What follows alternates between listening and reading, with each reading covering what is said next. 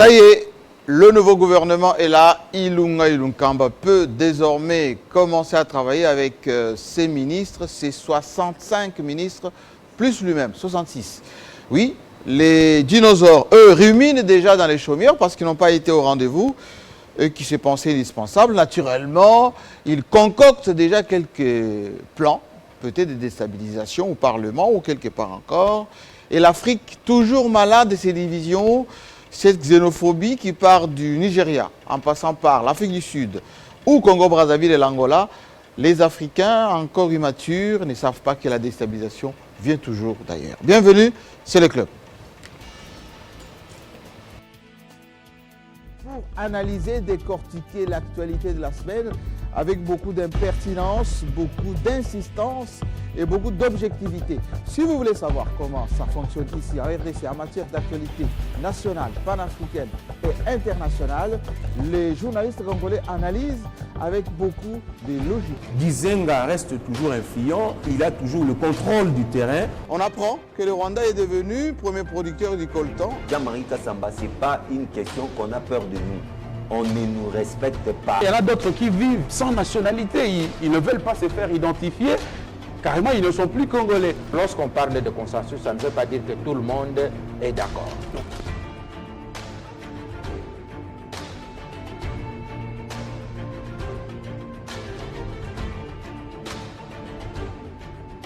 C'est chaque samedi 18h sur votre chaîne. À samedi. Effectivement, nous sommes en direct de Kinshasa, la capitale, et nous sommes heureux de vous retrouver dans ces clubs que vous aimez tant. Je sais que vous êtes nombreux, très nombreux, ici en RDC, partout dans le monde, parce que le message reçu depuis la semaine dernière nous renseigne qu'effectivement, vous suivez à la lettre tout ce que les journalistes racontent ici. Et je dois féliciter quelques collègues du groupe 7, oui, de ces CHEST, Collège de hautes études de la stratégie en RDC, qui ont terminé leur promotion cette semaine en sus. Le chef de l'État himself qui était venu nous délivrer donc ses diplômes. Ça fait plaisir que le Congo compte environ 300 stratèges désormais à la réserve de la République. L'autre congratulation, c'est vers le Premier ministre, les tout premiers du gouvernement Tshisekedi 1, oui, on va dire comme ça, parce qu'il est là depuis moins d'un an maintenant, et son Premier ministre, le tout nouveau, Ilunga Ilunkamba, a été investi par le Parlement hier. Déjà, aujourd'hui, c'est samedi, remise et reprise. On ne perd pas une minute pour commencer à travailler. Dès lundi déjà, on verra les premières audiences de leur Excellence, les ministres. Il faut qu'ils sachent désormais qu'ils sont dans la ligne des mires, des dinosaures. Les dinosaures, c'est les autres, oui, le vertébré qu'on appelait autrefois, qui ruminent déjà, parce que pour une fois, ce qui s'est pensé indispensable ne sont pas au rendez-vous, peut-être d'une manière indirecte, leurs jeunes qui sont là, d'une manière un peu, je dirais, délibérée pour faire le travail de grands frères. Mais les grands frères auraient voulu les honneurs, cette fois-ci ce n'est pas le cas. Alors, ils se murmurent déjà quelques coups fourrés. Il faut faire attention. Ilunga Ilunkamba, Matata Mpogno est passé par là lorsqu'il parlait des caïmans. On sait ce que c'est et ça lui a coûté ce que ça lui a coûté. L'autre, quoi, c'est l'Afrique. L'Afrique avec toujours ces mots de division. Cette semaine, beaucoup de morts en Afrique du Sud avec cette xénophobie anti-frères africains. Malema, l'autre Sud-Africain qui était manipulé, lui, pour déstabiliser l'ANC, a voulu se rattraper avec parfois des déclarations alambiquées, ça n'a pas fonctionné. Ça continue parce qu'on brûle les résidences, les Africains meurent et aussi en réaction dans quelques capitales africaines, Nigeria, une petite bombe posée, mais aussi en RDC, quelques centaines de Congolais à l'ambassade d'Afrique du Sud. Tout ceci fait désordre parce que les chefs d'État africains n'ont pas encore intégré le fait que les services d'intelligence occidentaux veulent bien déstabiliser les pôles de développement. Le Brésil, le Nigeria, maintenant c'est l'Afrique du Sud. Comme ça, vous n'allez pas vous entendre les Africains. On va en parler aujourd'hui avec le club rassemblé autour de cette table comme vous aimez bien, les grosses pointures. Joachim Diana nous retrouve, tiré à 4 épingles, en provenance de Lubumbashi, si je me... En provenance de KCC, Kanyama KCC, en Il y a une très bonne nouvelle là-bas. Oui, oui. Cette fois, nous sommes allés d'abord pour accueillir les groupes armés qui ont déposé les armes et qui ont répondu à l'appel des autorités qui ont déposé les armes. Près de 4000 qui sont là-bas, il faut les encadrer. Des mains pour faire des champs. Oui, pas les encadrer. Pour tuer. Oui, oui. Ils doivent participer d'une autre manière à la reconstruction de ce pays. Félicitations au général Kassongo, qui est Kabouik, que je vois à travers les images. Je serais très heureux de venir là-bas, en lui rendre visite avec mes caméras pour un peu voir ses champs, ses récoltes. J'ai vu quelques sacs de maïs déjà disponibles.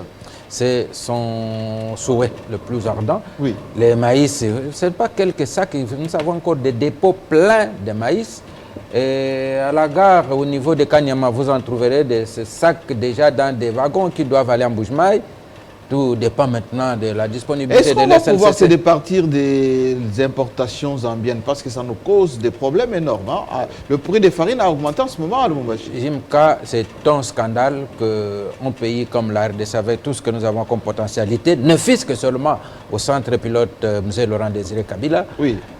Ce que nous avons comme potentialité là-bas, qu'on puisse importer le maïs. Parce que là, le maïs que vous voyez là, que vous avez vu sur les images, oui. les dépôts pleins, ce n'était que quelques 200 hectares. Et mais cette année, pour cette année, oui. Puisque là, c'était aussitôt nommé par le président Joseph Kabila, le président sortant à l'époque, au mois d'août, oui. Il est allé en essai et il a fait 200 hectares. Mais cette fois, il y a eu provision, on se préparait et compte tenu d'autres difficultés et les moyens financiers qui ne suivent pas, on va aller jusqu'à 1500 hectares. Oh. Ce qui veut dire qu'il faudra... Est-ce qu'on a déjà mécanisé la production? La production est totalement mécanisée. Du labour, semis, récolte, tout est mécanisé. Alors, message particulier au ministre de l'Agriculture, Développement rural et surtout au chef de l'État, Félix Antoine Tshilombo. Voici un exemple encouragé. Absolument, parce qu'effectivement, ce qui se passe à Kanyama-Kasese, ce n'est qu'embryonnaire par rapport à cette révolution. La diversification de notre économie passerait par là. Tout à fait, tout à fait. Il faut, parce que cette année, par exemple, j'ai dit 1500, il y aura les soya, il y aura le tournesol. Et déjà, à partir de Kasese, on pourra déjà faire une usine pour produire l'huile végétale qu'on importe souvent de l'Afrique du Sud et tout ça. Voilà une autre façon de vraiment diversifier notre économie. Merci les beaucoup. Millions qui sont parfois mis ailleurs, qu'on les mette au service national. Et une pensée particulière au FPI, parce qu'il semblerait que Patrick Itebi est en train de faire payer tous ces gens qui avaient emprunté de l'argent. Beaucoup ont vendu leur maison pour rembourser. Et si cet argent peut servir aussi à financer Kanyama-Kasese, oui, ça tout à fait. Je me le reprocherais si, en ce moment ici, je ne pouvais pas avoir une pensée pieuse à l'endroit du camarade Bob, le président Mugabe.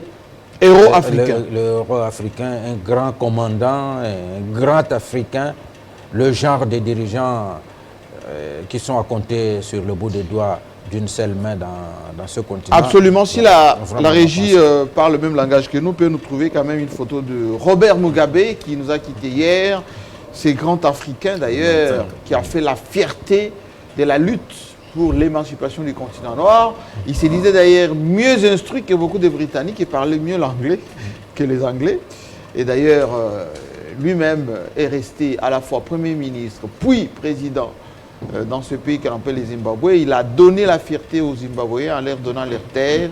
Et c'est pour ça qu'il a été diabolisé par ailleurs. Et Joseph Kabila, président honoraire, qui était à son époque d'ailleurs, depuis que la nation zimbabwéenne est venue au secours de la RDC. Voilà, justement, Robert Mugabe, que j'ai rencontré à plusieurs fois d'ailleurs, et que ce soit ici en RDC ou même à New York, un grand président qui nous a quittés hier, à l'âge de 95 ans.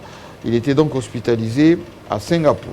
Alors, à côté de moi, juste à ma droite et votre gauche, chez vous, c'est Denis Kaninda, journaliste indépendant. Alors, la fois passée, vous étiez ici, quelqu'un m'a posé la question, demandez à M. Kaninda, son indépendance, c'est vis-à-vis de qui? Parce que quand on l'écoute, il est à peu près le support de Fachi. Fermez les guillemets. Merci beaucoup pour l'invitation. J'ai toujours un grand plaisir quand je suis sur le plateau de Club 50 parce que je pense que c'est un moment un peu exceptionnel dans l'échange et le débat qui se passe ici. Mais il faut dire aux téléspectateurs que je suis indépendant par rapport à la ligne éditoriale parce que chaque média a une ligne éditoriale. Télé 50 a une ligne éditoriale, c'est-à-dire que quand vous êtes employé chez Télé 50, vous n'allez pas traiter l'information comme vous l'entendez. Il y a l'une qu'il faut suivre et un journaliste qui respecte la ligne éditoriale fait bien son travail selon cette ligne éditoriale. Mais quand vous allez à l'encontre de la ligne éditoriale, vous avez des problèmes avec le patron. Vous n'avez pas posé la question. Je m'en voudrais de reposer cette question parce que... Alors, mon indépendance... Juste avant cette émission, oui. J'ai échangé, vraiment mes amitiés, avec à la fois Jean-Claude Kabongo, conseiller du chef de l'État en matière d'investissement, et Bifor Bisselele, qui est le conseiller stratégique du président, et qui me parlait effectivement de la ligne éditoriale Télé 50, qu'ils allaient suivre Club 50. Je les salue. Et si vous répondez maintenant à mon cher téléspectateur qui vous a dit vous êtes indépendant par rapport à quoi? Parce que quand on sent votre ligne de défense, c'est presque à Sofachi ou voilà. FMI. Donc, vous savez pas que ça existait FMI. Qu'est-ce que c'est? Fonds monétaire interne. Non, c'est pas ça du tout. Vous voyez que vous allez avoir aussi votre tweet à vous, hein, en parlant comme ça. Non, parce qu'il y a quelqu'un qui a... Donc, l'indépendance, sur le plan professionnel, c'est par rapport à une ligne éditoriale. Mais en ce qui concerne la politique dans notre pays, oui. Quand je me fais appeler ami du changement, c'est parce que je crois que nous avons en Afrique des personnes qui incarnent le changement. On a parlé de Robert Mugabe ici. Sans lui, son pays n'allait pas connaître l'indépendance. Absolument. Donc, on a des gens comme Mouzé Laurent Désiré Kabila, oui.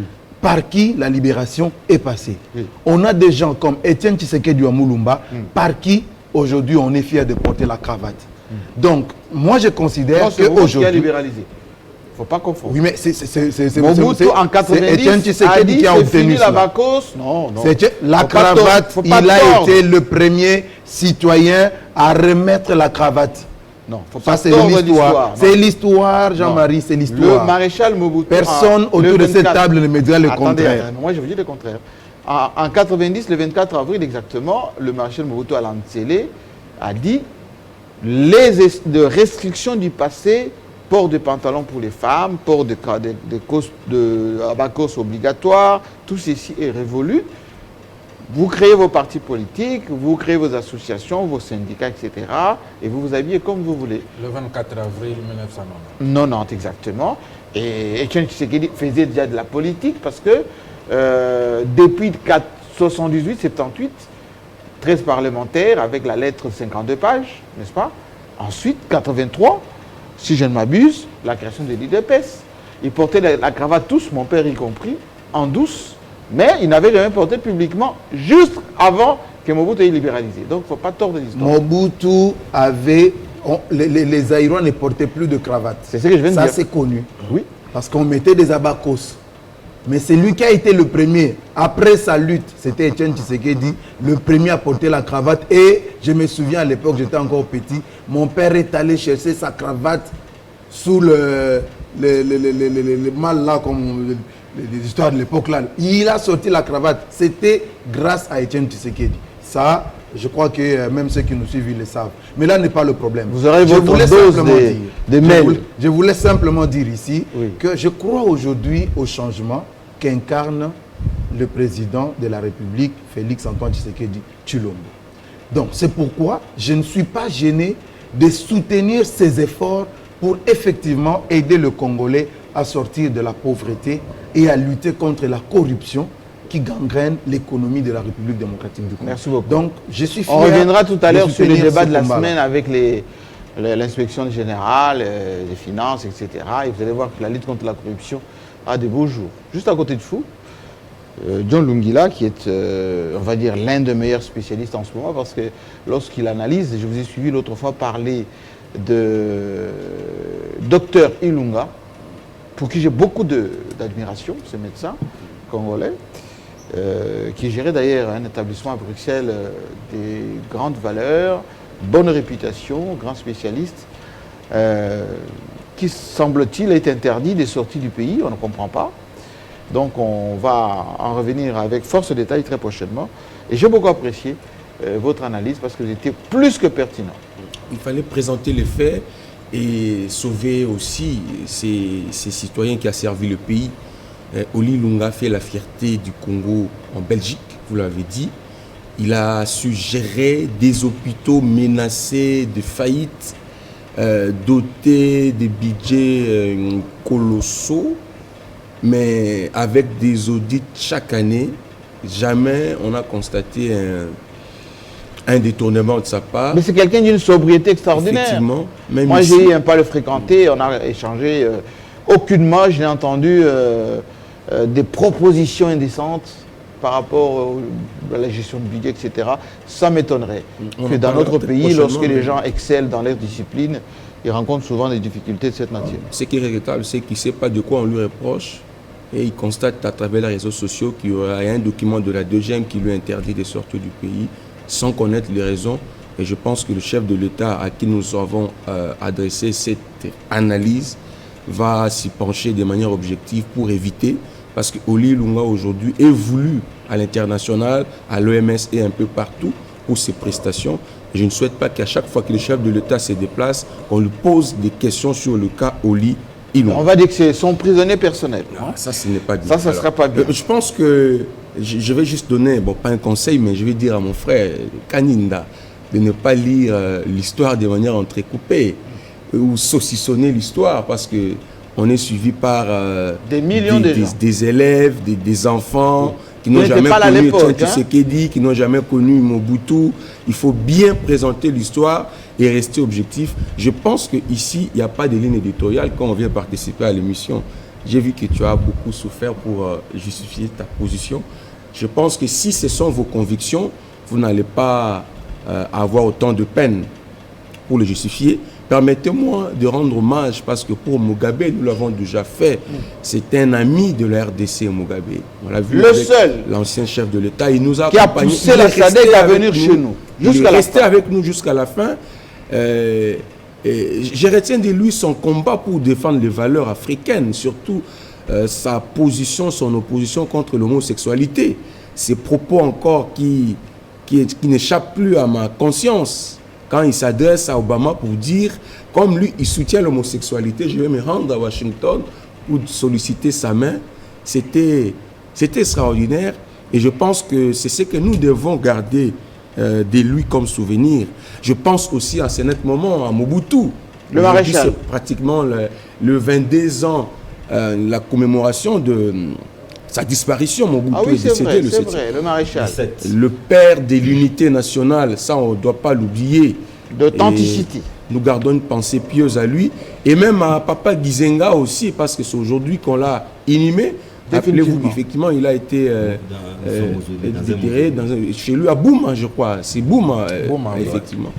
Ouais. Nous gardons une pensée pieuse à ces 3 personnalités en ce jour de... Merci beaucoup. John Kitenge, que je n'ai pas encore présenté, juriste de son étage, bon journaliste aussi. Contrairement à Jini Kaninda qui, avec son cœur qui va à gauche, vous êtes plutôt au centre. Hein? Oui, républicain. Je défends la République démocratique du Congo. Simplement. Simplement. J'aimerais à propos de Mugabe, oui. Les vieux Bob, j'ai entendu des choses ici, c'est vrai, on ne peut rien dire, un authentique africain, tout et tout. Mais mieux vaut la fin d'une chose qu'un son commencement. Oui. Il a sauvé Mouzé, c'est vrai, mais la facture nous a coûté les yeux de la tête. Souvenez-vous, n'ayons pas une mémoire courte, un Zimbabwéen a dirigé la GECAMINE. Et nous savons où est-ce que ces Zimbabwéens a mené la GECAMINE. Et des deux, mieux vaut la fin d'une chose que son commencement. Lévy est sorti de l'histoire par la petite porte. Il s'est laissé manipuler par une femme. Mais il a été poussé, ces vieux, par les gens qui ne voulaient pas de son indépendance.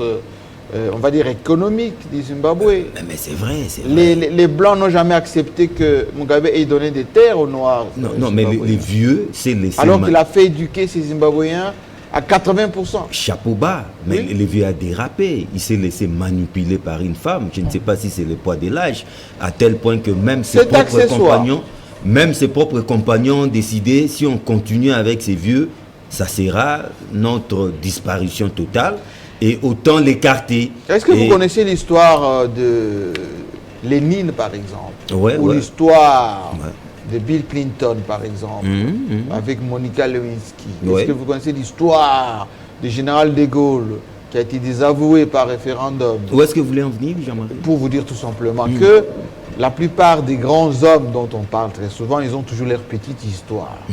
Et chez nous, on raconte des petites histoires pour suyer l'image. Non, ça, c'est pas une et la petite histoire, réputation. Jean-Marie. Si. Pour les vieux Bob, c'est pas une Très petite petite histoire, c'est histoire. connu de tous. L'histoire S'il de a été Mugabe- mis hors du pouvoir, c'est à cause de ça. Tout le Non, monde le sait. il était au soir de sa vie. Donc, les vieux est sorti de la scène politique par la petite porte. Non, Malheureusement, il a fort été- dommage. Il a été protégé. Fort dommage. Et par l'armée et par ses compagnons. D'ailleurs, le président actuel lui a rendu un grand hommage et on sollicite en tout cas que ça soit pareil un peu partout.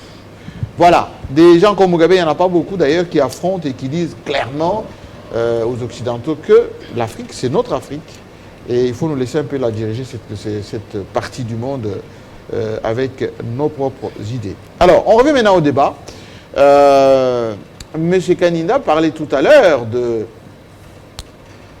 la volonté du changement et en même temps, bonne gouvernance, lutte contre la corruption. Alors, je ne sais pas si vous avez consulté cette semaine Mediapart, qui est un journalisme d'investigation en ligne dirigé par l'ancien directeur du Monde. Comment s'appelle-t-il? Le patron du Mediapart.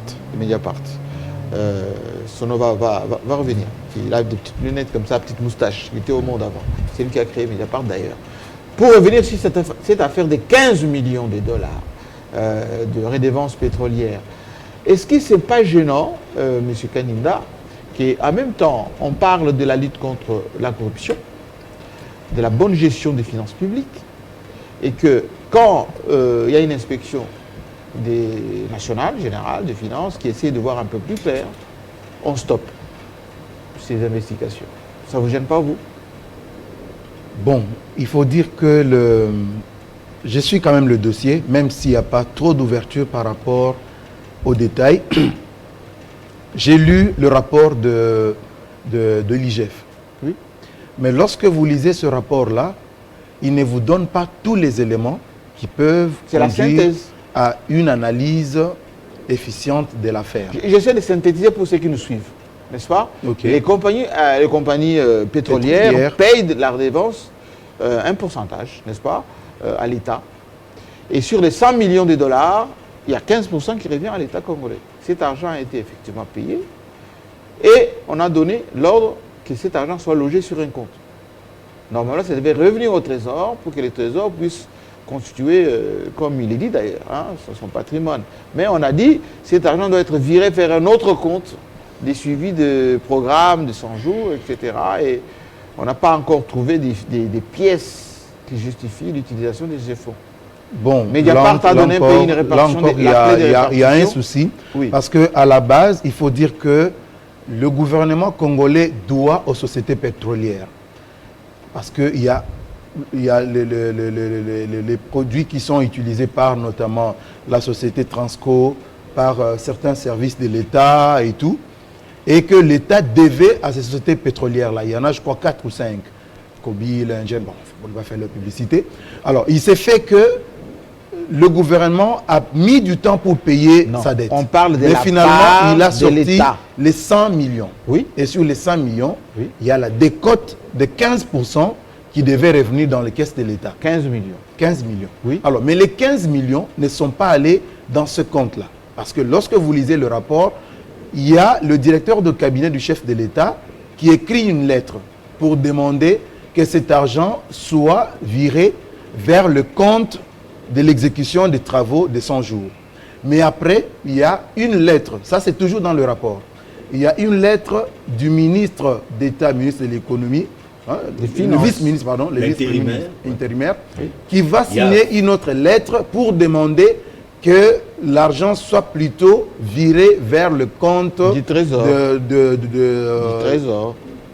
Du Trésor, mais c'est plus précisément de suivi des prix des produits pétroliers. Du Trésor. Donc, c'est aller vers là. Oui. Alors maintenant, le problème, là où j'ai dit que le rapport ne nous donne pas tous les détails, lorsque vous regardez sur la page 2, là où on parle des difficultés, point 1, 3, vous sentez que la commission n'a pas réuni tous les éléments. Alors, un rapport qui n'est pas étoffé ne permet pas justement de pouvoir faire des analyses. Moi, je vous pose une question philosophique. Mais sinon... Je ne vais pas entrer dans les détails techniques. On dit lorsqu'il y a suspicion, il y a matière à débat. Et on dit dans un français beaucoup plus clair, il n'y a pas de fumée sans feu. Ça fait un peu quand même 3-4 choses qui s'accumulent et ça nous pose des problèmes. Et ça, ce n'est pas bon. Oui, ce n'est pas ça bon nous pose des problèmes. Alors, je repose la question philosophique à Jenny Kaninda qui parlait du changement, de la volonté, de la bonne gouvernance. Lorsqu'il y a 1, 2, 3, 4 dossiers qui s'accumulent et qui posent des problèmes de bonne gouvernance, des corruptions, des détournements, etc., est-ce que ça ne vous gêne pas? Ce qui doit gêner, bon, moi, je ne sais pas, moi être gêné, non, moi je ne suis pas décideur. Mais ce que je trouve incorrect, c'est quoi? C'est qu'aujourd'hui, il y a certes la volonté de pouvoir changer les choses. Et aussi l'ouverture apportée par le pouvoir actuel permet aux gens de se manifester dans tous les domaines. Mais il faut que cela soit fait de manière régulière. Parce qu'aujourd'hui, l'Espace 50, c'est une entreprise. Nous ne pouvons pas accepter qu'au nom du changement ou au nom de l'état de droit ou au nom de la lutte contre, je ne sais pas moi, la corruption ou quoi, que quelqu'un s'amène à l'Espace Télé 50 pour venir mener une enquête, même s'il ne détient pas un document signé par des personnes compétentes. C'est là que nous trouvons, même si la cause peut être noble. Est-ce que la clameur publique, ça vous dit quelque chose? Même si la cause peut être noble, laisse-moi terminer mes idées. Oui. Lorsque la cause peut être noble, oui, mais si les contours ne sont pas réguliers, non, moi je dis que nous ne pouvons pas cautionner ça. Et c'est justement ce que le président de la République a fait. Pour arrêter, le président le président de la République, il a parlé hier, vous n'avez peut-être pas l'information. Donc il a dit, il a demandé à ces inspecteurs-là, parce que ça commençait à devenir, je crois que vous êtes gestionnaire d'une entreprise, vous savez parfois, les amis qui sont dans des services de l'État, parfois tracassent les opérateurs économiques. Donc c'est ce qu'il a demandé, même s'il y a enquête, mais ça doit se faire de manière régulière. Chacun ne doit pas se lever un matin, sans même l'autorisation de celui de qui il dépend, il s'amène dans une entreprise et dit « je viens enquêter ». Donc il faut que les choses se fassent, c'est ça aussi l'état de droit. Il faut que les choses se fassent de la bonne manière. Mais, je dis que moi en tant que journaliste, je suis soucieux de connaître aussi l'aboutissement de cette enquête-là. Merci beaucoup. John Lungila, on va faire le tour des tables pour une minute pour essayer de comprendre. Parce que j'ai vu quand même Jenny Kaninda en train de... Hein, il s'est battu là. Non, non. Non, comment vous voulez toujours que je me bats? Non, je parlais de la ligne éditoriale, John dit non, Johnny s'est battu. Non, je l'ai senti se battre. Non, mais c'est pas grave. Laissez parler. Je n'ai pas rencontré John tout à l'heure. Oui. Non, non. On est journaliste dans un média donné, on répond à la ligne éditoriale de cette maison-là. Et quand on n'appartient pas à un média, on n'est pas lié à une ligne éditoriale. On est indépendant. On a bien compris. John Lungila. C'est clair. Bon, j'ai vu mon ami... Je parle de la philosophie. Lorsque la clameur publique enregistre, l'opinion. Aujourd'hui, on parle des journalistes d'investigation. Mediapart a donné des clés de répartition. Tout ceci pose problème lorsqu'il y a accumulation des dossiers. Est-ce que, philosophiquement, ça ne nous pose pas un problème quand même de conscience dans tout ça? J'ai vu Jenny tenter de réunir des éléments pour se sauver. Mais j'ai aussi compris que Jenny est ami de ceux qui prônent le changement. Il n'est pas ami du changement. Il est ami de ceux qui prônent les changements. Malheureusement, ceux-là ne sont pas justes.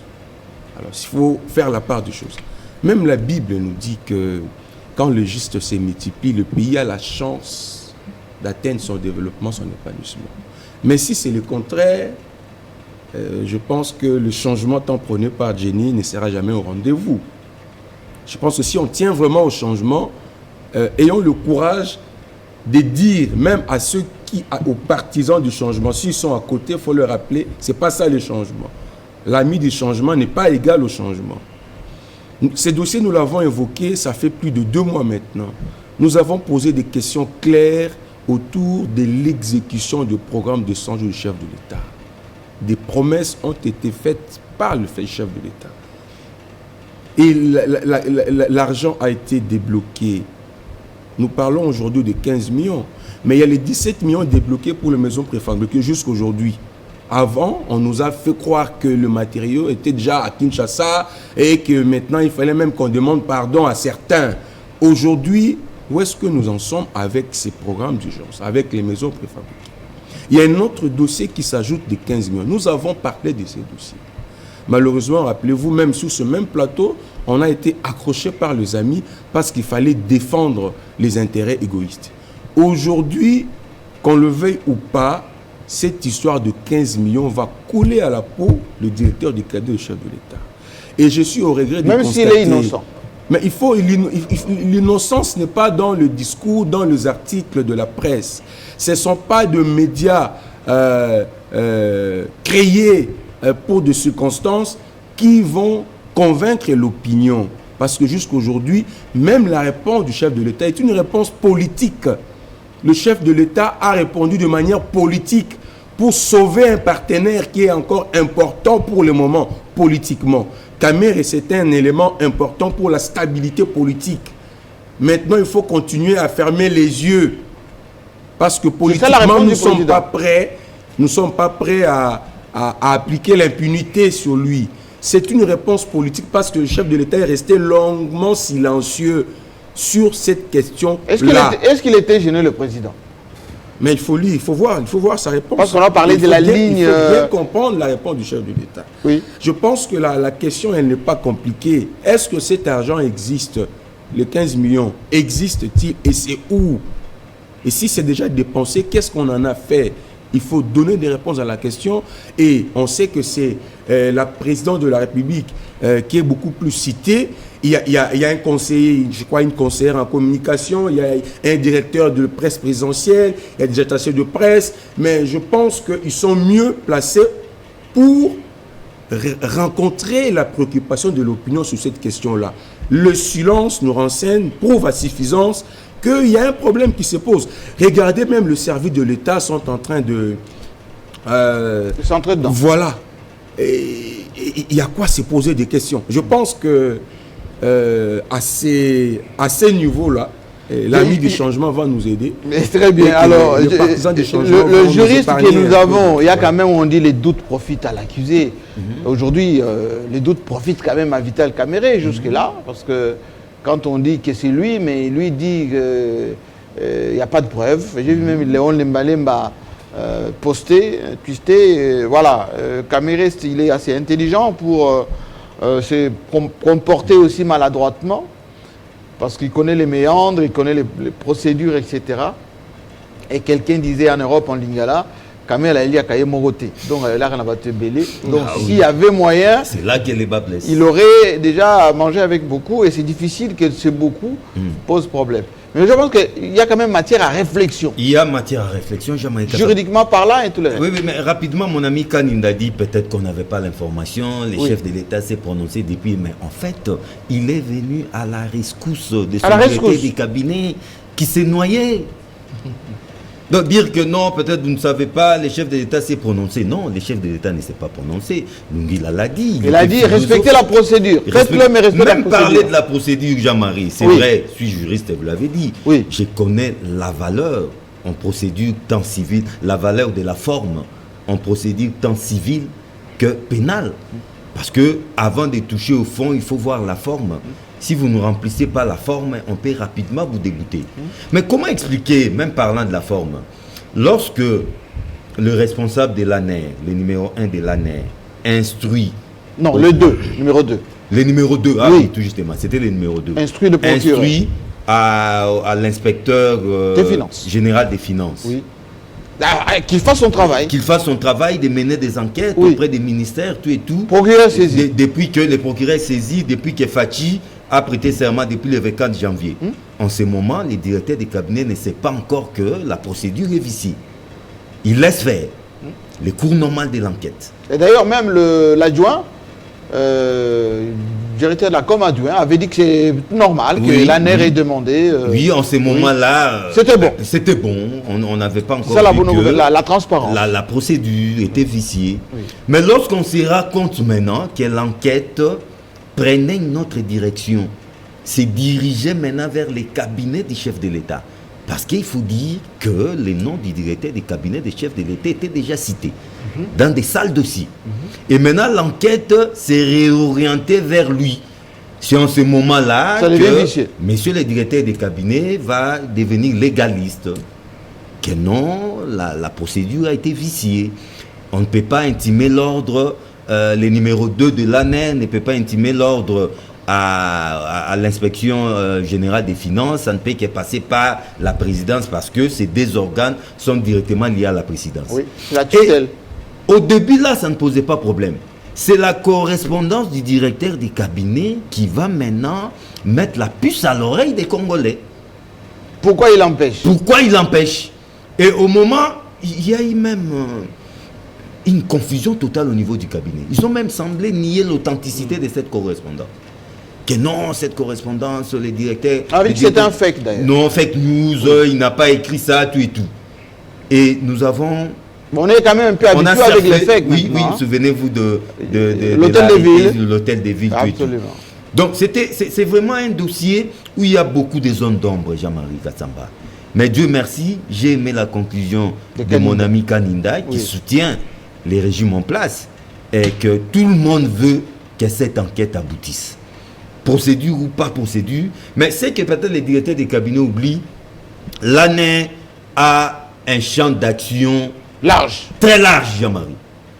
Très large. Il peut acquérir de n'importe quel service de l'État. À tout moment. À tout moment. Ne serait-ce que pour besoin d'informations. Pour y voir un peu plus clair. Pour voir un peu plus clair. Bon, on va se poser des questions. Non, mais là, nous sommes dans un champ des finances publiques. Est-ce que l'ANER peut foutre son nez dans telles affaires? Mais oui. Mais si l'ANER estime que la sûreté publique est en danger. Est en danger. Et vous vous rendez compte que ce sont des gros caïmans qui sont impliqués. Et les arrêter ou les inquiéter un tout petit peu, ce n'est pas la sûreté publique qui peut être menacée d'une façon ou d'une autre. Donc tous les Congolais veulent voir clair sur ces dossiers parce que nous tous, nous soutenons l'actuel régime. Et c'est un régime qui, dès le premier jour, a déclaré une guerre sans merci contre la corruption, le détournement des deniers publics. On veut que cette affaire aboutisse et que personne ne puisse l'obstruer. Merci beaucoup, Joachim Diana. Il va peut-être enfoncer le clou, mais je préfère qu'il soit un peu plus soft, allégé. Bon, mais écoutez, cette affaire démontre d'une certaine façon une certaine opacité. C'est ça qui est très grave. C'est opaque. C'est vraiment opaque, puisqu'on ne peut pas, dans un pays où la bonne gouvernance est la règle, ne pas savoir par où sont passés les 15 millions de dollars. C'est compliqué. C'est comme si nous étions dans un cinéma fiction où on essaie d'imaginer des scénarios et ainsi de suite pour que les téléspectateurs puissent s'imaginer ça peut aller où. Nous sommes dans une enquête claire et nette. Je dis que sur ce dossier, l'inspection générale des finances avait déjà terminé cette enquête. Et je crois que cette affaire est déjà au niveau des parquets, croit-on dire. Mais ça m'étonnerait que cette affaire aille jusque-là, jusqu'on ait un procès. Il va prendre du temps pour qu'on ne sache pas par où sont passés 15 millions de dollars. J'aimerais enfoncer, et là j'enfoncerai ce clou chaque fois que quelqu'un tiendra ce langage-là. Je me battrai contre ça. C'est un combat personnel auquel je m'engage de dire il y a ouverture maintenant, et il y a ceci maintenant, et le ciel le Congo est devenu un paradis maintenant, tout va bien. Non. Mais qu'est-ce qu'on appelle ouverture? Mais s'il y a ouverture, mais c'est parce qu'il y a eu des élections libres et transparentes, qu'il n'y a pas eu... On a rompu avec la tradition en Afrique centrale qui était de se représenter plusieurs fois, ainsi de suite. Mais qui a ouvert? Alors, je me battrais contre ce combat de croire que avant c'était des diables, aujourd'hui les saints ont pris la gestion, alors qu'avec cette opacité, montre très bien que dans cette clairvoyance, dans cette ouverture-là, on devrait avoir des lumières claires sur les 15 millions de dollars. C'est un dossier tel que je n'en ai jamais vu avant. Alors, je veux insister pour dire que maintenant, peut-être qu'il faut que le procureur, que la justice aille jusqu'au bout, mais le plus important maintenant, c'est que la présidence de la République communique. Mais c'est quand même étonnant qu'au cours d'une seule présidence de la République, on ne sait pas parler d'un seul... on ne peut pas parler le même langage. On dit, j'ai suivi que l'ANR a le droit d'enquêter. Ok, mais l'ANR se met à enquêter et puis après, on dit à ceux qui ont reçu l'ordre de l'ANR qu'ils n'ont pas le droit d'enquêter. Et on leur donne des limites à cette enquête. Et là où c'est le discours de notre ami Jenny confond un peu les choses. Parce qu'ici, nous avons deux dossiers. Si j'ai bien suivi le président de la République, il a interdit les enquêtes intempestives dans des entreprises publiques. De la FEC, parce que la FEC se plaint. Oui. Donc le président ne s'est pas prononcé sur cette affaire de 15 millions. Il a parlé du principe général. Du principe général, et il n'a pas parlé de cette enquête qui est déjà menée et terminée. Parce que quand tel que Jenny a parlé, on va dire, après le directeur de cabinet qui a fait blocage, maintenant c'est le président de la République qui a fait blocage, et voilà la culpabilité établie au niveau de la présidence. Non. Il faut que, puisque et d'ailleurs, le président ne peut pas faire obstruction à la justice. Tout à fait. Avec séparation de pouvoir et des garants, effectivement, du bon fonctionnement de la justice. Tout à fait. Ça, c'est précis. Alors, bouclons effectivement tout cela avec maintenant l'ouverture. Non, mais il y a un élément que je voudrais... Alors, très vite, parce qu'on doit aborder notre thème. Je constate qu'autour de cette table, j'ai peut-être la chance d'être le seul à détenir le rapport. Je vais vous lire juste 3 lignes des difficultés rencontrées. Vous comprendrez pourquoi je dis que nous ne devons pas nous hasarder à faire des conclusions hâtives. La commission dit ceci d'enquête et dit, parmi les difficultés rencontrées, l'absence du ministre de l'économie, président du comité de suivi, pour donner des instructions afin que le conseiller chargé des questions financières mette à la disposition de l'équipe de contrôle des pièces justificatives de l'utilisation de la décote. La réticence de la Robank à produire les soubassements des retraits de fonds dans le compte ayant logé la décote sans réquisition judiciaire, étant donné que ces pièces mettent en cause des tierces.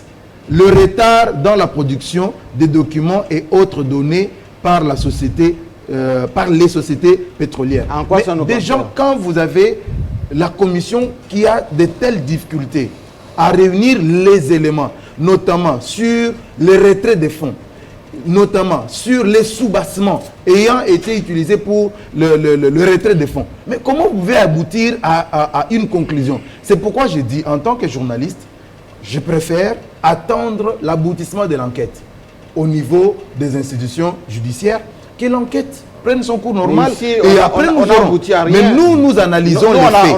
On aboutit à rien. Nous analysons les faits. Et sur base des faits que nous analysons, il est imprudent de tirer des conclusions. On n'a pas tiré la conclusion. Personne n'a tiré la conclusion. Si. Qui a tiré la conclusion? J'ai entendu autour de cette table une conclusion. On a dit philosophiquement. Je vous la donne, j'ai noté. Oui. On a dit autour de cette table que M. Vital Kamerhe, cette affaire va le faire couler parce que ça va le coller. Voilà, va le couler à la peau. L'émission est là. Ça va le couler parce que ça va le coller à la peau. Couler là, c'est toi qui ajoutes. L'émission est là. L'émission est là, il y aura une rediffusion. Non, il y aura une rediffusion. Donc, on est en pleine émission. Moi, je note. Non, Diana disait que moi, je mélange les choses. Non, pas du tout. Il n'a pas peut-être suivi le discours. Il n'a pas suivi. Ça, je suis persuadé. Il n'a pas suivi. Et moi, je persiste et je signe que le chef de l'État, lorsqu'il a pris la parole, c'était pour dire que l'irrégularité constatée dans les chefs des inspecteurs ne devait pas continuer. Ça, il a dit. Et John, qui est juriste, il le sait, que lorsque la forme est déjà biaisée, on n'entend pas le fond.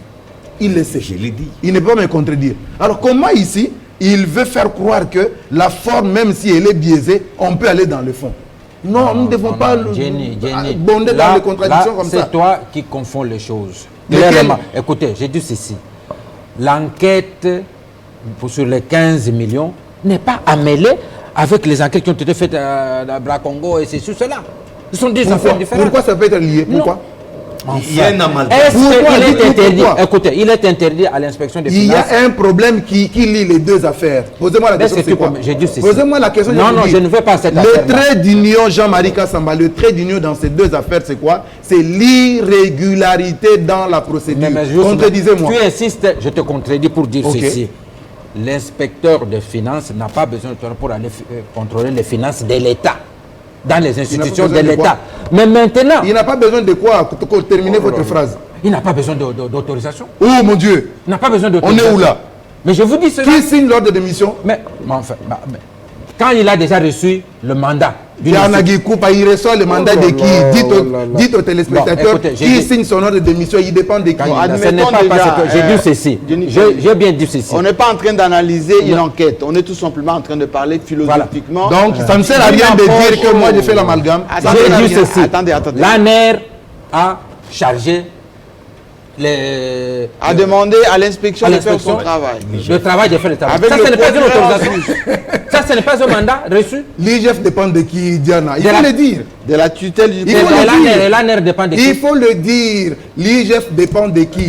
Est-ce que l'IGF a reçu l'autorisation? C'est ce qu'il faut dire. Si l'ANER apprend... C'est ce qui nous sépare, c'est ce qui diverge. Si l'ANER apprend qu'il y a des rebelles qui entrent à Kinshasa, il a besoin d'autorisation pour aller enquêter. Mais c'est la même chose. Vous allez ailleurs. Je persiste, je signe.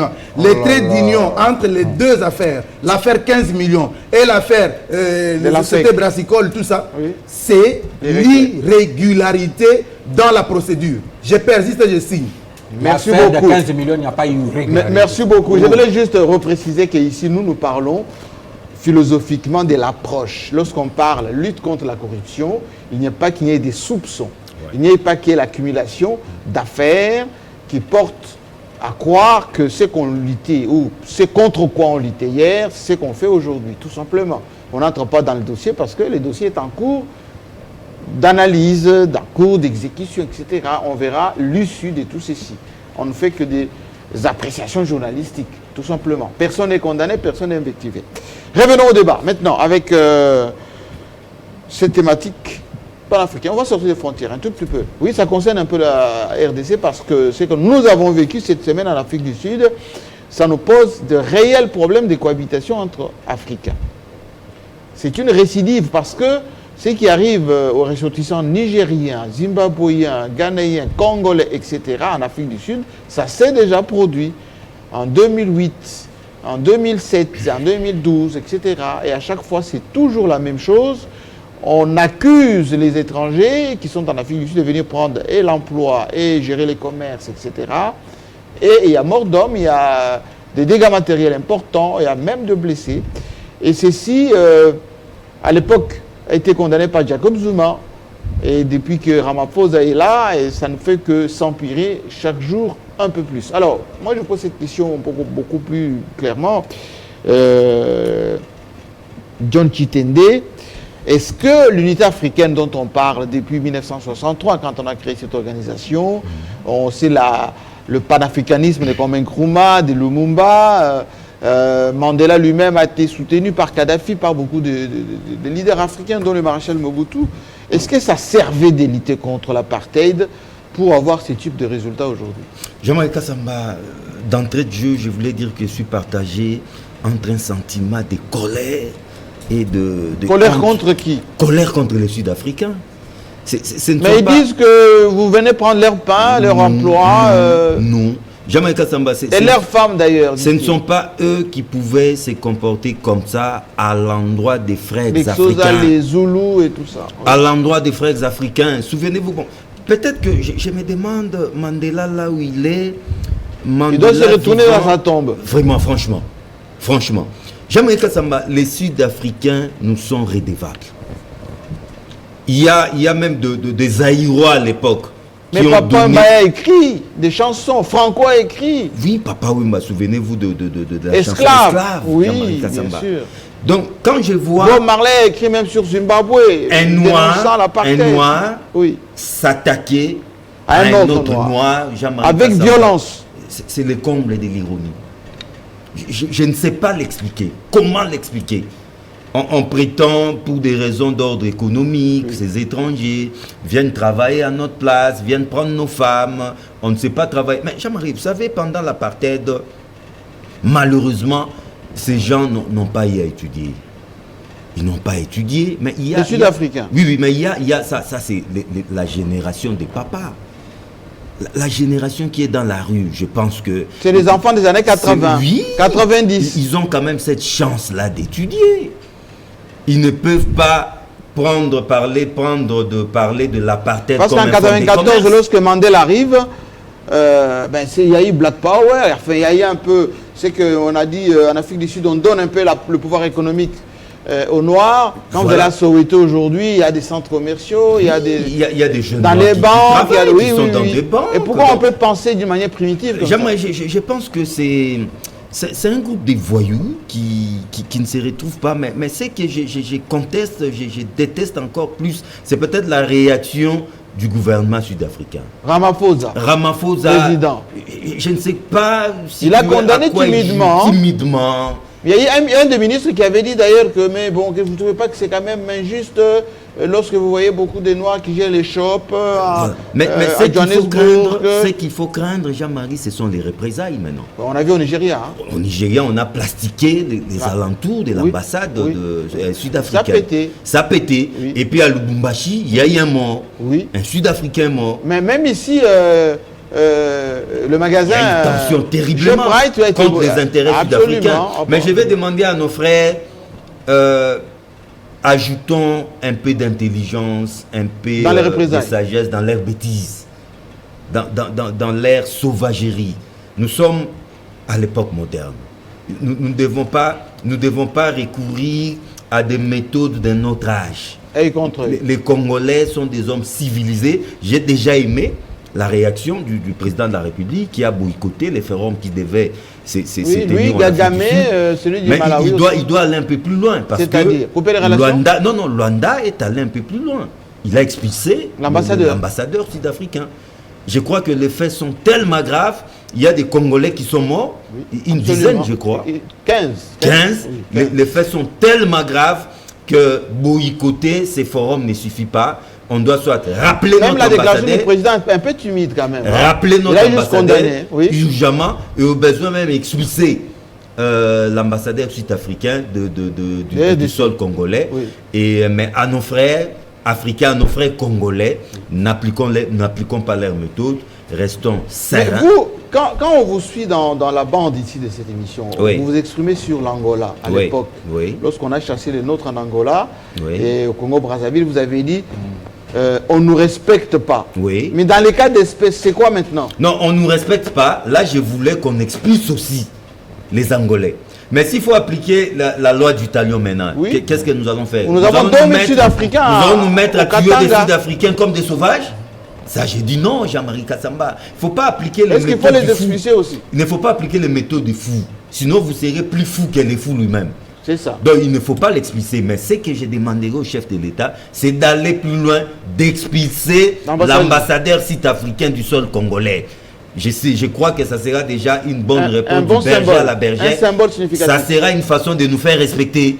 Quand je disais on ne nous respecte pas, là je crois que ça sera une façon de nous faire respecter. C'est limité à boycotter ces forums, comme a fait l'Angola. C'est très important, Jean-Marie Kassé. John Lungila, est-ce que les Sud-Africains ne font pas une mauvaise analyse? Est-ce que ce ne sont pas les Occidentaux qui essayent de diviser les Africains tout simplement pour qu'il n'y ait pas cette cohésion? Parce qu'on a vu que la SADC à chaque fois, l'Afrique du Sud en leadership, s'est toujours opposée à toutes les mesures un peu d'aliénation. On sait que Kadhafi, avant d'être tué, il y avait le Sud-Africain qui était à la tête d'une délégation à Tripoli à l'époque, et Mme Zuma, quand elle était à la Commission de l'Union africaine, elle s'opposait à chaque fois lorsqu'il y avait des décisions un peu, je dirais, impérialistes sur l'Afrique. On dit voilà, comme on a affaibli le Brésil, tant qu'à faire sur le continent africain, on affaiblit et le Nigeria et l'Afrique du Sud. Merci beaucoup Jean-Marie pour la question. Je crois que l'émission est en direct. Oui. Je viens de recevoir un SMS, je ne sais pas moi de qui s'interroge comment un hôpital peut tomber en faillite.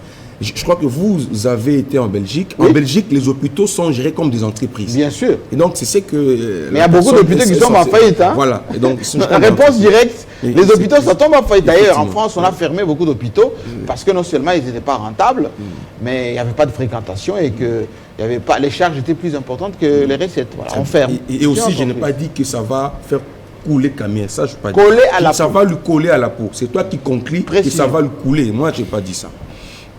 Ici, je crois à l'hôpital qui m'avait envoyé en prison, on n'est plus là. Il a tombé en faillite. Précision de Diana. Oui, il a dit que... Oui, continuez. J'avais chassé ses clients. Oui. Tout ce qui nous suit, c'est l'hostilité qu'on manifeste vis-à-vis d'un étranger. Oui. Et je pense que ce n'est pas une pratique que les Africains doivent observer. Développer. Oui, développer, surtout maintenant. Ce qu'il faut craindre ici, ce n'est pas la xénophobie développée par le Sud-Africain, c'est plutôt la réaction. Des autres pays. Ailleurs, au-delà du continent africain, on attend la réaction, comment les autres réagissent. Et c'est là où je suis au regret de me dire que ces gens où ils sont, peut-être dans leur salon climatisé, ils disent, voilà, regardez les Noirs, regardez les Africains. Ils s'entretuent entre des sauvages. Nous ne sommes pas... disait là, le pays quand même relativement développé, l'Afrique du Sud, se comporte en sauvage vis-à-vis des frères africains qui viennent pour son développement. Moi, je voulais qu'il y ait beaucoup plus de réactions civilisées. Je ne souhaite pas, comme John l'a dit, que nous, à Kinshasa, on tue aussi les Africains. Non, les Sud-Africains. Non, je ne dis pas que c'est ce que tu as dit. Ouais. Je dis que je suis d'accord avec toi que l'on puisse observer une réaction civilisée. La loi mais il ne faut pas que nous puissions aussi faire autant que font les Sud-Africains sur les autres. Parce qu'on va donner raison à tous ces gens. Et ici, je constate, je me rends compte qu'il y a un silence accablant sur le jeu des droits de l'homme. Je sais pas où sont passés tous ces... Georges Kapiamba, Akage, oui. Bon. Akage, c'est même national. Je parle de madame... comment ça s'appelle? Pas Leïla. L'américaine, là. Idassa, ouais. Je crois Idassa est comme ça. Idassa, qu'est-ce qu'ils sont passés? Et les bureaux conjoints. Oui, ils sont où maintenant? Ils sont où? L'Union européenne. Ça se passait même pendant que le CG de l'ONU était ici chez nous. Oui. Mais qu'est-ce qu'ils ont dit? Les gens n'ont pas de droits, c'est quoi? Effectivement, je ne comprends pas. Mais il ne faudrait pas qu'on laisse seulement aux États concerner la responsabilité d'agir ou de réagir. Il n'y a aucun communiqué. Il y a des départements d'État. Il y a des organisations internationales qui mettent ensemble des États au niveau sous-régional, régional, continental, mondial. Mais jusque-là, il n'y a aucune réaction dans le sens d'empêcher, parce que j'ai même appris que la réaction observée au Nigeria, un peu partout, les Sud-Africains ont dit, voilà, nous allons continuer, nous allons cette fois-ci aller au-delà de ce que nous avons fait. Donc le fait de placer une bombe à l'ambassade sud-africaine au Nigeria, le fait pour l'Angola de décider à Kinshasa, Lubumbashi, ça n'a pas dissuadé. Au contraire, ça a encore exacerbé. Voilà, amplifié. Et ils ont même promis que ça va cette fois-ci s'étendre sur toutes les autres villes. Vous voyez comment les choses vont, ce qui va. Et je pense que ce que John a dit est vrai. Le chef de l'État ne va pas seulement se limiter à la condamnation. Oui, non. Et refuser d'aller participer à un forum, c'est d'ailleurs mieux parce que le trésor public sera épargné. Ça, c'est une bonne chose. Mais Fayoul était là-bas. Fayoul était à Pretoria. Il a tuté d'ailleurs à partir de. Là, ce sont des intérêts individuels en disant que il le regrettait sans pour autant dire que voilà qu'il a tout laissé tomber, qu'il est reparti. Non, mais Fayulu n'est pas le chef de l'État. Fayulu n'engage pas l'État. Il est leader. C'est la personne qui engage. Autant que vous, Jean-Marie, vous pouvez avoir un voyage pour l'Afrique du Sud. Vous n'allez pas l'annuler. Vous n'allez pas l'annuler à cause de ça. Autant que Fayulu peut le faire pour ses intérêts personnels. Que demandez-vous au chef de l'État? Moi, je demande au chef de l'État de faire ce que John a dit. D'abord, il faut rappeler notre ambassadeur à Kinshasa. Il faut expulser l'ambassadeur sud-africain. Et troisièmement, l'Afrique du Sud a des intérêts économiques ici chez nous. Important. Il faut commencer par sursoir. Voilà, sursoir. Toute affaire cessante, les négociations économiques et je sais que j'en passe. La commission mixte et tout ça. Et nous pouvons reprendre des contacts, la coopération avec l'Afrique du Sud si et seulement si l'Afrique du Sud prenait ses responsabilités pour mettre fin à la xénophobie. C'est comme ça que les choses sont. Joachim Diana. Oui, cette situation me fait beaucoup réfléchir. Je pense à un livre que j'ai lu, La quatrième vague. Cette quatrième vague, c'est une réflexion d'un Américain. C'est au cours des années 90. Il dit l'histoire du monde, c'est par des vagues. À un moment, on y laisse les peuples qui se sentent opprimés, on les laisse un peu libres, ils se le libèrent. Et dans l'euphorie de la libération, là, on les ramène vers le fond de la vague. Le temps qu'ils en aient marre, alors on laisse encore, on desserre un peu la corde pour qu'ils avancent un tout petit peu. Imaginez les Africains, il était impossible, par exemple aux Blancs sud-africains, de se mêler dans la politique du moment où l'ANC était très fort. Oui. Très fort et très populaire. Mais pour le moment, ils se rendent compte que l'Afrique du Sud est en train de perdre son instrument de cohésion, que l'ANC avec de querelles internes. Et on a créé juste Malema à cause de ça. Juste Malema. Pour affaiblir l'ANC. Et le scandale. Et le Parti national a été mis en place, notamment pour essayer de masquer le retour de Blanc. Tout à fait. Et les dirigeants, on les discrédite. Oui. Il y a un scandale, ceci, cela. On a fait exprès. Pour montrer aux Noirs, à la majorité noire, que voilà, sous l'apartheid, nos leaders. Bon, ce n'était pas ça, voilà ce qui est arrivé. Et maintenant, cela permet que ces Noirs-là, au lieu de demander des comptes aux dirigeants, nous n'avons pas du travail, nous n'avons pas, on leur a créé maintenant un bouc émissaire qui sont les étrangers. Et pendant ce temps, qu'est-ce qui va arriver? Imaginez-vous, tous les pays de la sous-région coupent avec l'Afrique du Sud.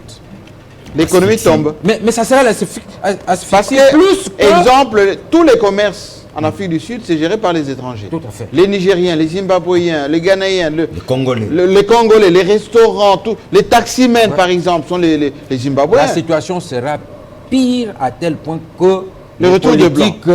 Oui. Les dirigeants actuels ne seront plus contrôlés, ce peuple qui va se déchaîner et on connaîtra la même situation des Zimbabwe. Voilà. Et la crise économique. Voilà. C'est un peu la situation qui se passe à Hong Kong. Absolument. Non content d'avoir laissé à la Chine son Hong Kong, maintenant on voudrait le détruire. Les Hongkongais démontrent que ils souhaiteraient être sous la colonisation britannique que d'être avec la Chine. Tu vois, ce sont les mêmes choses. C'est la question que j'ai posée. Voilà. À qui profite le crime? Mais justement, ça profite à ceux qui veulent mettre la main basse sur l'Afrique. Et c'est ça. Donc, on voudrait montrer aux Sud-Africains noirs que voilà, mieux vaut être sous l'apartheid que d'être sous la direction de vos dirigeants. Vos dirigeants africains, voilà ce qu'ils vous font. Et on invente tout. Et vous allez voir que, comme Dion vient de le dire, et j'ai suivi, ils vont généraliser. L'Afrique du Sud va devenir ingouvernable. Ingouvernable. Et bientôt, vous allez apprendre que le pays, la RDC envoie un avion, évacuer. Mais que va devenir l'Afrique? Oui, que va devenir l'Afrique du Sud? Puissance économique potentielle. Voilà. Que va devenir la SADC? La fameuse SADC. Donc il faut casser la SADC qui s'oppose souvent aux décisions. Partout où il y a les mécanismes pour que les Africains se prennent en charge, se développent eux-mêmes et tout ça, il faut éviter qu'il y ait cette intégration-là. Mais vous l'avez dit, Jean-Marie Kadhafi. Oui. Si il est devenu l'ennemi numéro, c'est aussi parce qu'il voulait l'intégration africaine, l'Union africaine. Et payer la dette de pays le satellite africain, voilà, le Fonds les États-Unis d'Afrique, oui. ainsi de suite. Et toute personne qui va vers ces idées-là, nous pouvons y aller plus loin. Lumumba, M. Laurent Désiré Kabila, Thomas Sankara. Joseph Kabila, parlons de nous. Joseph Kabila, on dit, il a de mauvaises relations avec il a tué quel Américain. Mais c'est tout simplement parce qu'il veut que nous puissions nous prendre en charge. Et au lieu d'aller prendre le café aux États-Unis chaque matin, il peut le prendre au Congo-Brazza ici. Il peut prendre son café s'il vient plutôt que de tout le temps en Occident. Allez, pour cela, vous devenez l'ennemi de ces gens-là, il doit partir. Mais est-ce que les dirigeants africains font cette analyse-là? Non, que ce qui se passe en Afrique du Sud, ce n'est pas en réalité entre le Sud-Africain noir et leurs frères, mais en réalité, ils sont manipulés pour affaiblir la puissance sud-africaine. Et là, c'est là où nous demandons réellement l'intervention de nos services d'intelligence. Oui. C'est-à-dire chercher à analyser, anticiper, dire aux dirigeants, non, attention, cette étincelle va devenir une flamme qui va nous embraser demain. Et qu'on cherche des voies et moyens de l'année. Et j'aurais même voulu qu'il y ait déjà, pendant cette semaine, et l'Union africaine convoque une conférence exceptionnelle. Voilà, une réunion extraordinaire. D'urgence. Faute d'une réunion extraordinaire de l'Union africaine, la SADC, la CEAC, toutes ces organisations protocolaires. Je pense que c'est le moment où jamais de montrer que ce sont des organisations qui ont des ambitions réelles et au bout de cette ambition, c'est l'intégration africaine et le développement. Alors, quand même, Jenny Kanyinda, est-ce que la réaction du président Tshisekedi, c'est pas quand même assez timide? On sait qu'il est premier vice-président au niveau de panafricain. Il a été quasiment coopté. On a vu la crise entre le Rwanda et l'Ouganda. Il a joué un rôle, etc. Pourquoi il ne prend pas ce leadership, ce devant pour à la fois rappeler que non seulement l'Afrique du Sud était à nos côtés, rappelons-nous Sans Souci, rappelons-nous ici, il y a eu Thabo Mbeki, pour que la stabilité de la RDC, et que ce qui se passe aujourd'hui, comme l'a dit Joachim Diana, ça risque de poser des problèmes réels.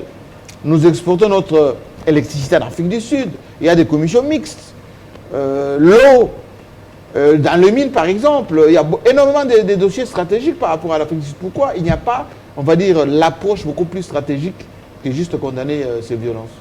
Non, je crois que John l'a si bien dit, même si je n'étais pas tout à fait d'accord avec lui, s'agissant du rappel de notre ambassadeur, parce que j'estime que la réaction déjà qui a été donnée, le boycott du forum, c'était déjà une bonne chose. Mais en suivant, en faisant les recoupements des informations, j'ai compris que jusque-là, les Congolais n'étaient pas directement touchés. Il y a eu un cas... morts, monsieur. Il y a eu un cas d'un Congolais qui a été assassiné par des coups de baïonnette, mais on a mis ça sur le compte de l'insécurité que nous connaissons à Johannesburg. Moi, j'ai de la famille à l'Afrique du Sud. Maintenant, laissez-moi terminer. Les statistiques, c'est plus laissez-moi réfléchir. Plus de 10 morts. Laissez-moi réfléchir. Vous avez la parole. Ok, merci. Oui. Alors, le ministre des Affaires étrangères sortant, c'est Ilunga... Les Congolais de l'étranger. Les Congolais de l'étranger. Oui. Il a dit, jusqu'ici, il n'avait pas encore un rapport établissant qu'un Congolais était tombé à la suite de ces événements xénophobes. Et il a lancé un appel. Il a demandé aux parents congolais, ici, qui ont une information sur un Congolais qui serait tombé dans ces événements, de pouvoir passer par, je suivais ça sur une radio, de pouvoir passer par cette radio-là pour atteindre le ministère et que les cas soient vite pris en charge. Donc, nous ne pouvons pas directement ici passer à la vitesse supérieure, c'est-à-dire, par exemple, rappeler notre ambassadeur. Parce que j'ai suivi l'ambassadeur, il a dit ceci.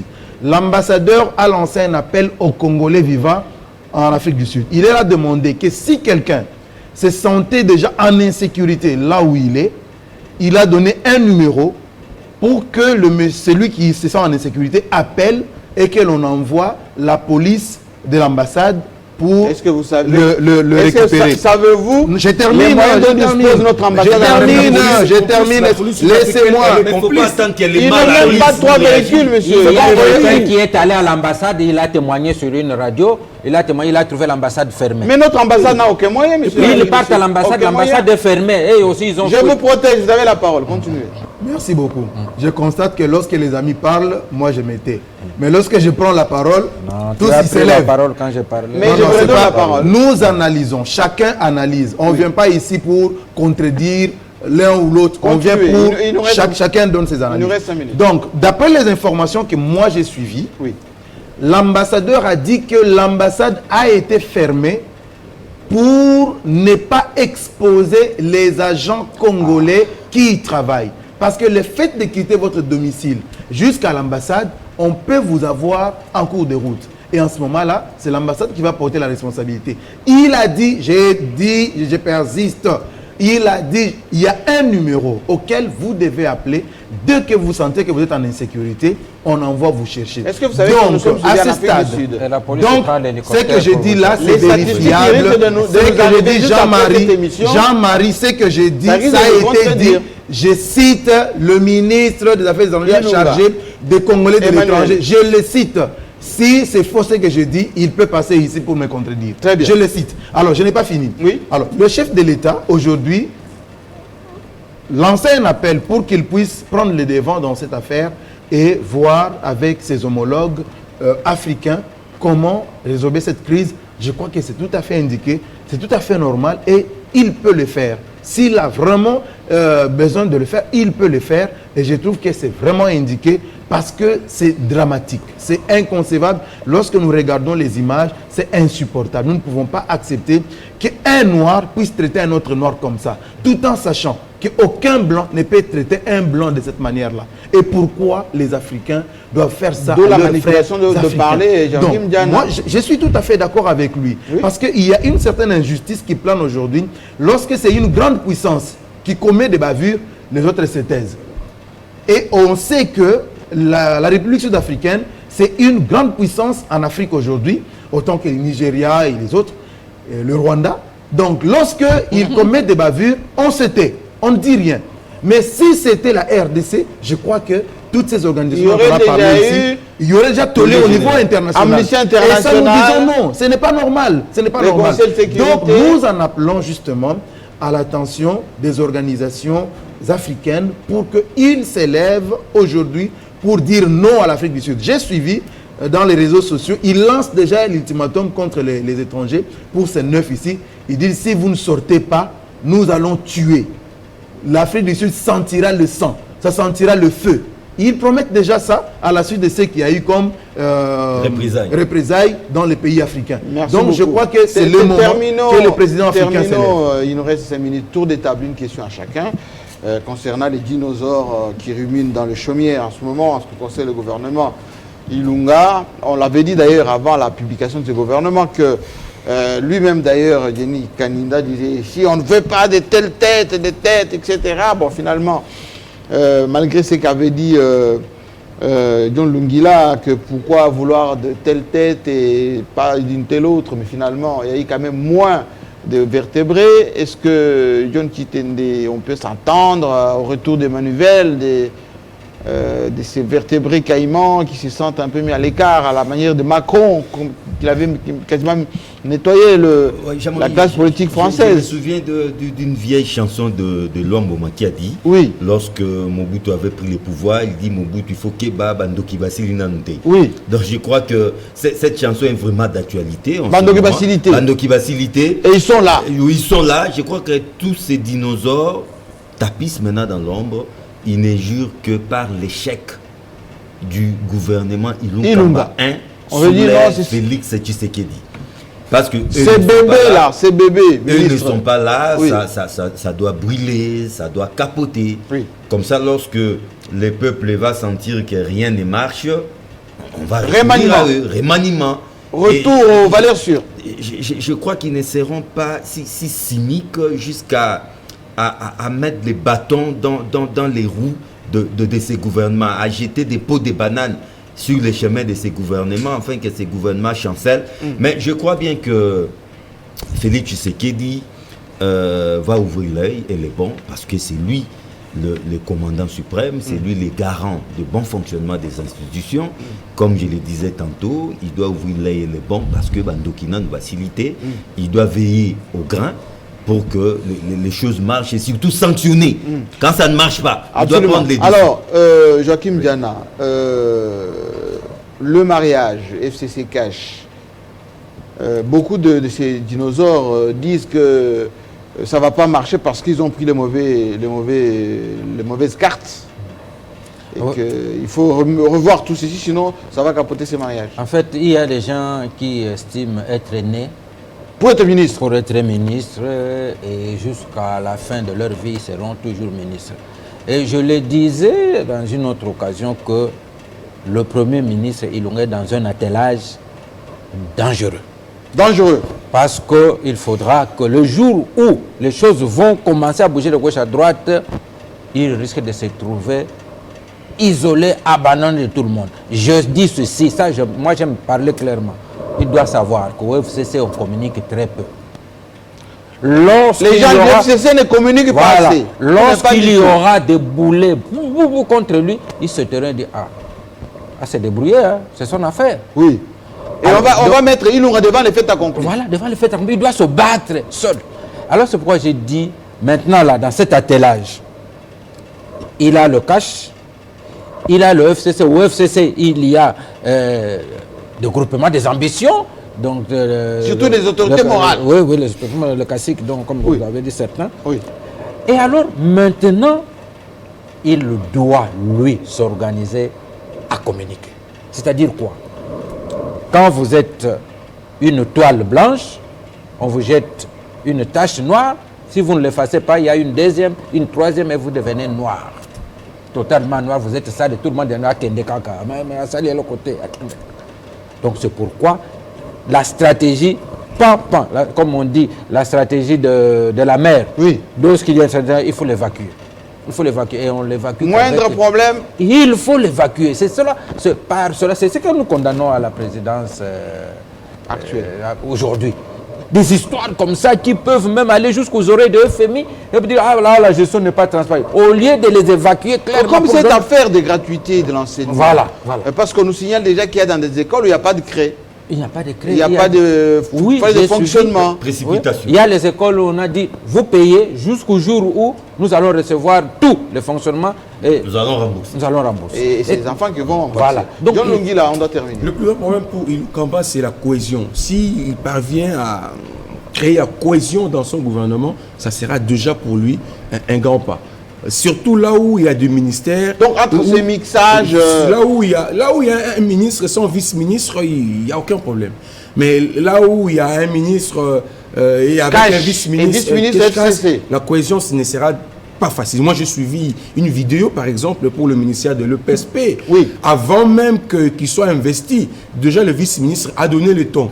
Les interviews aux médias internationaux. Pour dire le chef de l'État m'a chargé de venir pour l'effectivité de la gratuité de l'enseignement. Le chef de l'État m'a chargé, je sais que ça ne sera pas facile parce que mon titulaire est un promoteur d'une école.